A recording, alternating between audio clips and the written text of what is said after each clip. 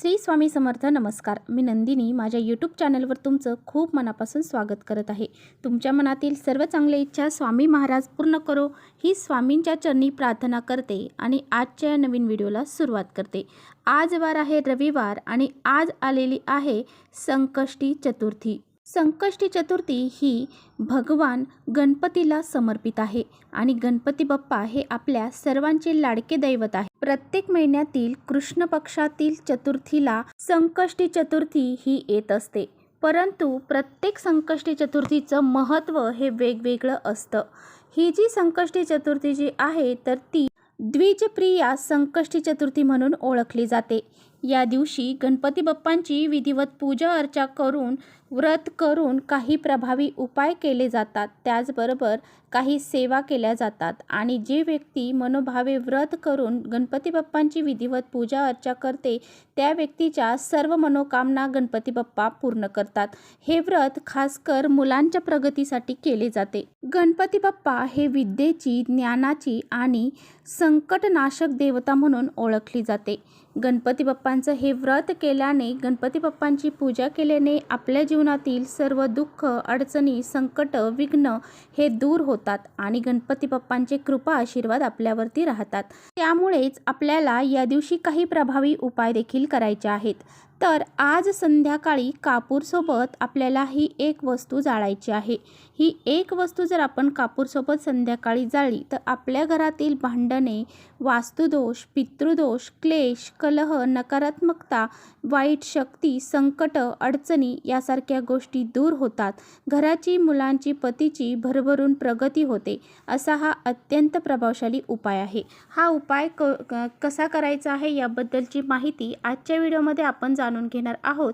त्यामुळे तुम्ही पुढे व्हिडिओ स्किप न करता शेवटपर्यंत नक्की बघा, जेणेकरून तुमच्यापर्यंत योग्य ती माहिती पोहोचेल. आपल्या चॅनलवर जर नवीन असाल तर चॅनलला सबस्क्राईब करा आणि असेच नवनवीन व्हिडिओ पाहण्यासाठी बेल आयकॉनलाही प्रेस करा. म्हणजे मी जेव्हा कधी नवीन व्हिडिओ अपलोड करेन त्याचं नोटिफिकेशन सर्वात अगोदर तुम्हाला भेटेल आणि तुम्ही एकही व्हिडिओ मिस करणार नाही. त्याचबरोबर कमेंट्समध्ये ओम गण गणपते नमः हे लिहायला देखील विसरू नका.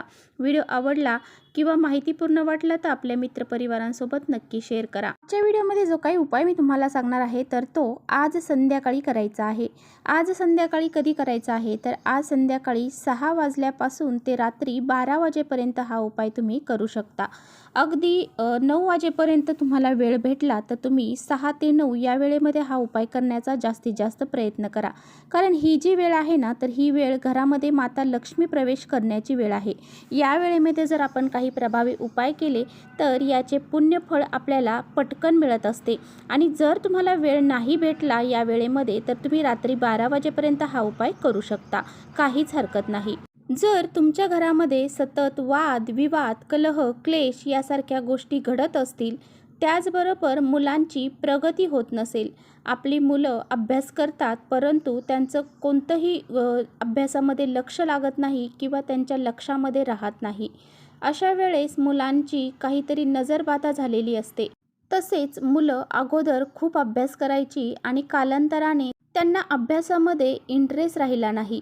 त्यामुळे जर असं तुमच्या मुलांच्या बाबतीत घडत असेल तर तुम्हाला आज संध्याकाळी हा एक छोटासा उपाय नक्की करायचा आहे. मुलांचा चिडचिडेपणा, हट्टीपणा, जे काही मुलं ऐकत नाहीत, अशा ज्या समस्या आहेत तर त्या नक्की दूर होऊन जातील. त्याचबरोबर जर तुमची एखादी इच्छा आहे आणि ती पूर्ण होत नसेल तर ती इच्छा पूर्ण होण्यासाठी सुद्धा हा एक प्रभावी उपाय तुम्ही नक्की करायचा आहे. त्याचबरोबर तुमच्या घराची, मुलांची, पतीची प्रगती होण्यासाठी, घरामध्ये जर वास्तुदोष असेल, पितृदोष असेल तर तो दूर होण्यासाठी सुद्धा हा अत्यंत प्रभावशाली उपाय आहे. तुमच्या घरामध्ये पैसा टिकत नसेल किंवा लक्ष्मी घरामध्ये येते परंतु ती कोणत्या ना कोणत्या मार्गाने घरातून बाहेर निघून जात असेल, दारिद्र्य घरामध्ये पसरलं असेल, गरिबी आलेली असेल तर अशा वेळेसुद्धा हा अत्यंत प्रभावशाली उपाय ठरत असतो. त्यामुळे हा उपाय आज संध्याकाळी करायला अजिबात विसरू नका. आजचा दिवस अतिशय महत्त्वाचा आहे.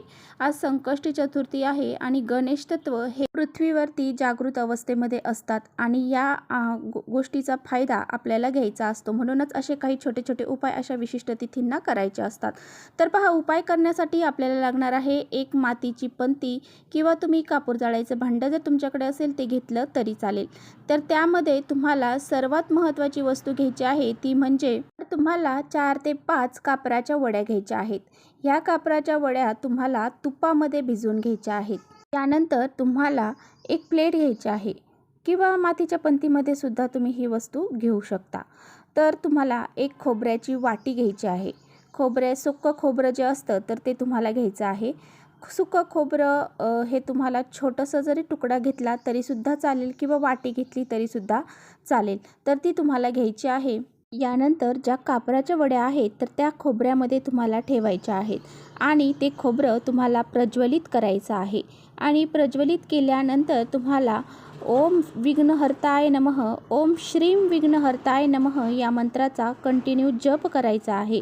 त्याचबरोबर त्या खोबऱ्याच्या वाटीवर तुम्हाला 2 लवंग आणि 2 वेलची देखील टाकायच्या आहेत आणि ते खोबरं तुम्हाला जळू द्यायचं आहे आणि त्यानंतर तुम्हाला ती खोबऱ्याची वाटी संपूर्ण घरामध्ये फिरवायची आहे आणि त्यानंतर तुम्हाला गणपती बाप्पांपाशी जाऊन परत बसायचं आहे आणि गणपती बाप्पांना प्रार्थना करायची आहे। तुमच्या घरातील जे दारिद्र्य आहे, दुःख आहे, संकट आहेत ते दूर होऊ दे, माझ्या मुलांची प्रगती होऊ दे, माझ्या मुलांच्या जीवनातील जे काही संकट अडचणी आहेत ते दूर होऊ दे, माझ्या घराची प्रगती होऊ दे असं तुम्हाला म्हणायचं आहे। आणि ती खोबऱ्याची वाटी असेल किंवा ते खोबरं असेल तर ते तुम्हाला निर्माल्यामध्ये शांत झाल्यावर टाकून द्यायचं आहे। ते आपल्या घरातील व्यक्तींनी कुणीही खायचं नाही किंवा घरामध्ये ते परत आणायचं देखील नाही। घराच्या बाहेर घेऊन जायचं आहे आणि डस्टबिनमध्ये टाकून द्यायचं आहे। अशा पद्धतीने हा प्रभावी उपाय करायचा आहे। त्याचबरोबर जर नवरा बायकोंची सतत भांडणं होत असतील, एकमेकांमध्ये मतभेद निर्माण झालेला असेल तर काय करायचं आहे, तर नवरा बायकोंनी 2 लवंग आणि 2 कापराच्या वड्या घ्यायच्या आहेत आणि आज संध्याकाळी गणपती बाप्पांची आरती करायची आहे आणि हा जो उपाय आहे तर हा रोज कंटिन्यू तुम्हाला करायचा आहे।